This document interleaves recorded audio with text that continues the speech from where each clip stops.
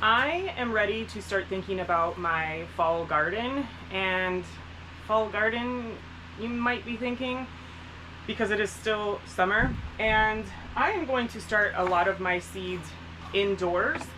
So the other day I took it upon myself to go ahead and build this cover, and if you saw any of my spring garden videos, I had actually made a couple of garden boxes for the garden out front and was having a problem with a mouse in here eating my seedlings. So since those boxes were empty and still didn't have any soil in them, I used those garden boxes to protect my seedlings, and it worked really well. So I went ahead, like I said, and made one for the greenhouse, and this is going to be strictly for the greenhouse. It's not going to ever have any soil in it.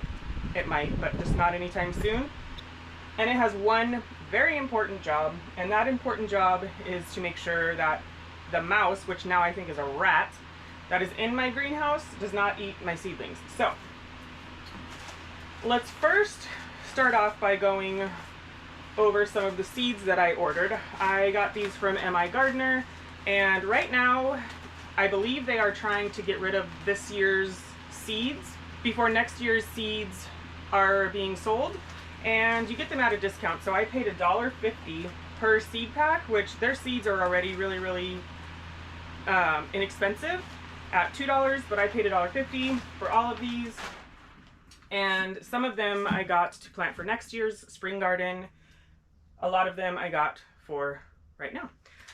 So what I did is I went online and I just Googled when to start seeds, just to see what popped up in San Diego, which is where I'm at. You could probably do this for wherever you are. And this paper is what came up. So everything that is highlighted in blue here is what I'm going to be starting. Some of the things like carrots I'm going to be starting out in the garden, but not today. But I'm gonna just go ahead and start some of these, but we will go over the seeds that I bought first. There's a lot of them. So I just got some habanero peppers, serrano peppers, cayenne peppers, these are orange, some bell peppers, beefsteak tomatoes, mortgage lifter tomatoes, Brandywine, Cherrylicious, small red cherry, Paul Robeson, Bonnie Best, jalapenos, red bell peppers, Amish paste, and miniature yellow bells. So these are all going to be stored in my seed storage for next year. But these ones I'm going to go ahead and start probably most of them right now, not all of them right now, but I've got Mammoth Melting Snow Peas, Blue Lake Pole Bean, and I already have some of these out there. I'll show you the status of my garden now, and it's actually doing really well. If you saw when I came home from my trip, the garden was completely destroyed and I thought I would never get anything out of it. I'll show you that though. Navy bush beans, Cherokee black, sugar snap peas, purple cauliflower, spinach. This is one of those that I think I might wait on. Maybe I'll throw a couple seeds in here just for fun. Beets, typically I would direct sow these, but I am going to go ahead and see if I can get them started in some of these pots. I just don't have very good luck with beets. Some more beets, more broccoli, green broccoli, two different white broccolis, some Brussels sprouts, and some Provider bush beans. So I went ahead and filled up a bunch of my little, these are like 2.5 or 3 inch little pots, put them in here with soil, and I am just going to start placing one seed in each of these. And I've also started with my label sticks. So let's just get to it. How many per... I'm gonna start with the cauliflower just because I have some of these little label sticks already written out for them. And I'm just gonna go in with 2 seeds in each one. And I think I'm gonna do 6. I'm gonna throw the label in here and then I'm just gonna lightly cover these.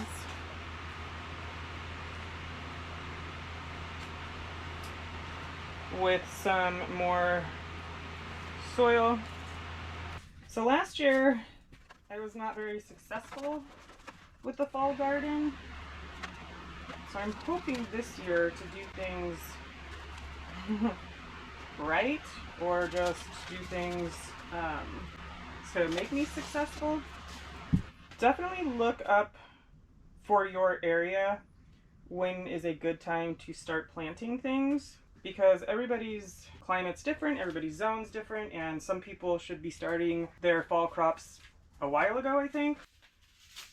And I may be starting my fall crops a little early, but that is why I'm starting them inside, to see if I can get them a nice healthy jump start on life. Okay, my first tray is done. So I am just going to go ahead and lift this up and prop it somehow. Let's see, what do I have?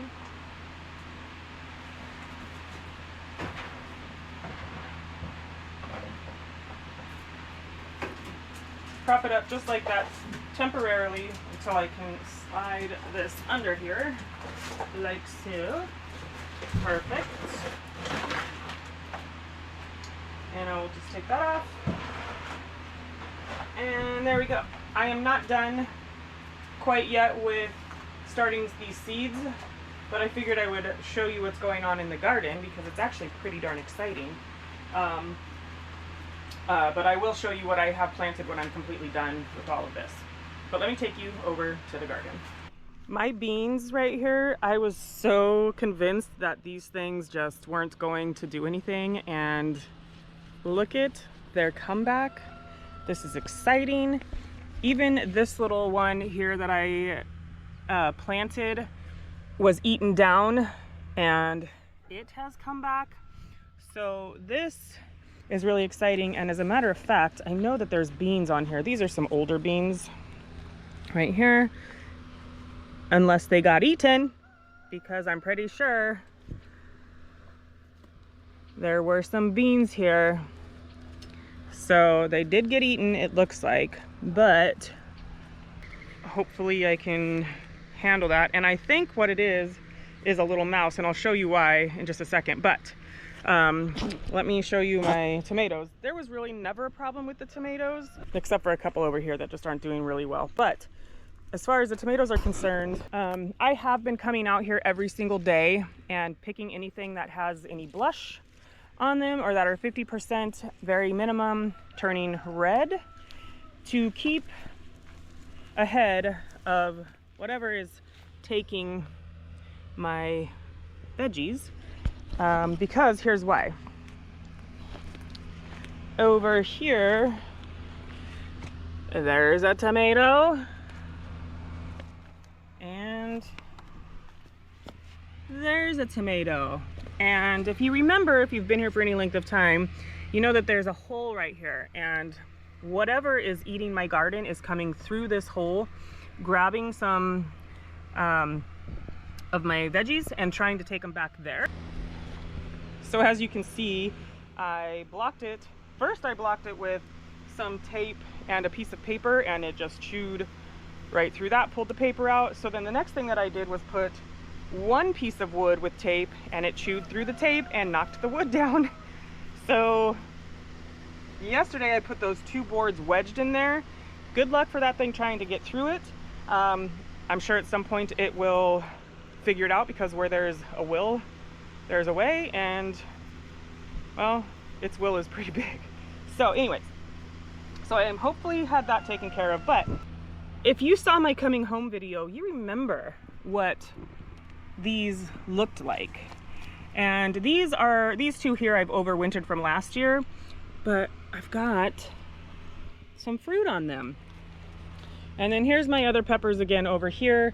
Nothing really going on over here, but in my watermelon patch, I have some beautiful bees doing their job. But this watermelon right here,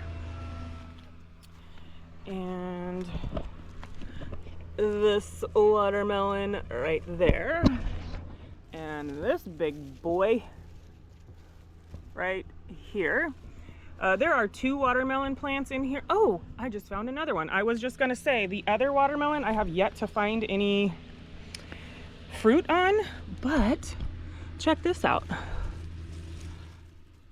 And I don't know if that is from the other one. Actually, I think this might be from the other one, but so there's a 4th one there. And yeah, I'm not seeing any watermelons on the second plant, but there's lots of flowers. So there's still time for that, but that's exciting. And I almost didn't even want to show those because I'm sure the little mouse is probably watching me and those will then disappear. And let's see, my eggplant here got lots of flowers on them. My bell peppers were doing horrible. I think one of the things I am most excited about in this garden that is making a comeback is this little squash plant. Uh-oh. I was gonna say is nothing has touched this yet, but alas, something is coming and eating this, and I was so excited to be able to get some squash out of here. Hopefully that one, I don't know. Maybe some mouse traps next to these is the answer. And then these cucumbers. I've eaten a couple off of here, and they were good, but I think I let them on there too long, so they were slightly bitter, but not too bad. But this has some really pretty growth. And then you've got a couple of cucumbers here. Anytime I find something like this that is yellowing a little bit, it just means that it hasn't been pollinated, and there's really no reason to have that, so I just take it off. But, and this one's not doing so hot. And then these ones just need to come out. What's funny is these are baby artichokes right here. And they have just kind of volunteered themselves, which is fine. Kind of in a weird spot because the artichokes are, not artichokes, did I say artichokes? Asparagus. Those are baby asparagus. Here's the big asparagus. And it's kind of across the way here. But then I also found some in here next to my tomatoes. So they're getting over there. I'm just gonna leave them. If they make it or not, no big deal. And then there's also some, which makes sense, right over here by my peppers. So that's exciting. I'm so stoked that my garden is coming back. I just need to catch whatever that little thing is that is coming in and out of this garden, and still eating my beans. All right, I'm gonna finish my seeds and then I'll show you what I got.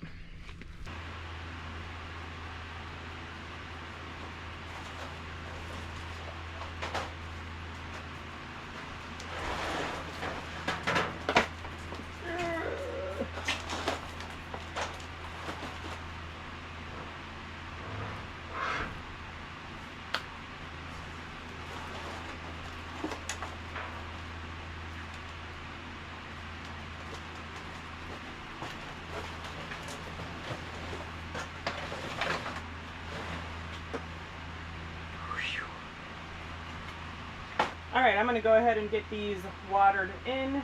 I do have a light up here in case I need to turn it on, but I don't think that's going to be needed right now. And I'm going to get all of these seeds put away into these protective little photo cases, and we're gonna call this one good.